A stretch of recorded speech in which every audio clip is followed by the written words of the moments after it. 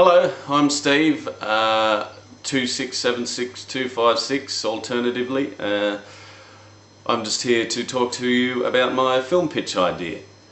So pretty much the premise of the film, it's set in a small, isolated, windswept fishing village in the middle of nowhere. It's, I suppose, like to northern Scotland or somewhere like that, rainy all the time, and very intricately webbed with gossip and crazy, weird people. It's a bit, the genre I suppose is comedy slash drama slash uplifting, sort of is the entire genre, but there's also a bit of pirate romp in there as well, so it's kind of a mixed genre thing which I think is very avant-garde, if you will, and will, you know, add something to it, and if it comes off anyway. So the idea is there's a 50-year-old man who lives in the village. He's lived in the village his entire life, and most of the townsfolk don't really like him very much. They think he's a bit strange, and he's fairly standoffish towards the rest of the people in the town. The reason for this being is that there's a great storm once a year, huge storm that comes in every year, and the test of a man's ilk, I suppose, within the town is his ability to go and face the mighty storm. And this character, who we'll call Jeffrey Spencer, or your son's name if that makes you happy, Jeffrey has never faced the storm. He's always stuck to his own guns, saying that, you know, the best way to do it is actually, you know, there's no need to risk my life and all this sort of stuff. So we get a little intro of his secluded, even more secluded, singular life, where we see snippets of him not liking anyone, pushing everyone away, and everybody vice versa not liking him.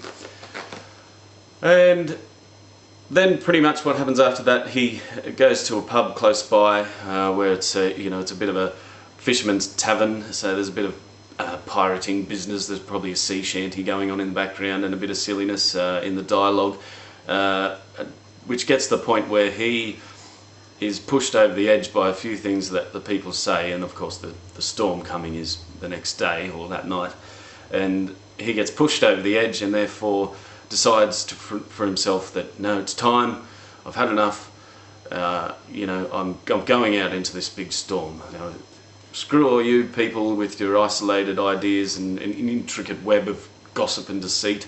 I'm going to go out in the storm, prove myself to you all, and then hopefully he'll be loved, which is what he really craves, even though he pushes people away. So off he goes. He gets in his little boat and he flies out, or boats out, into the mighty storm. The waves crash around him, and then all of a sudden, you know, he gets capsized, falls into the water, and it all goes black. Next day he wakes up on the beach in the morning. Looks very similar to the beach that he just left on, and there's all these people crowding around. It's sort of soft focusy sort of thing. He's wondering what's going on, and there's a bit of murmuring between the people, and he wakes up and all the people around him are awe-stricken that, my God, you went out in the storm? What, are you crazy? And they love it.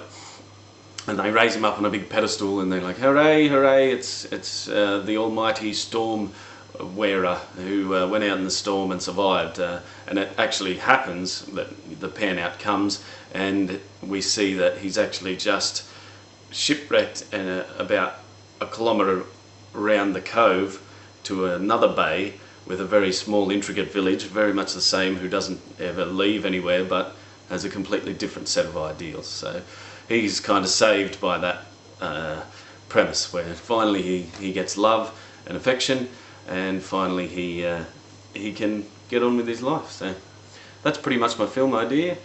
There's a little bit of fine-tuning obviously, and a few more pirate shanties that need to go in there, but that's the whole premise. So give me money to fund it, because I need to be able to shoot underwater, and boat scenes and pirate costumes are expensive.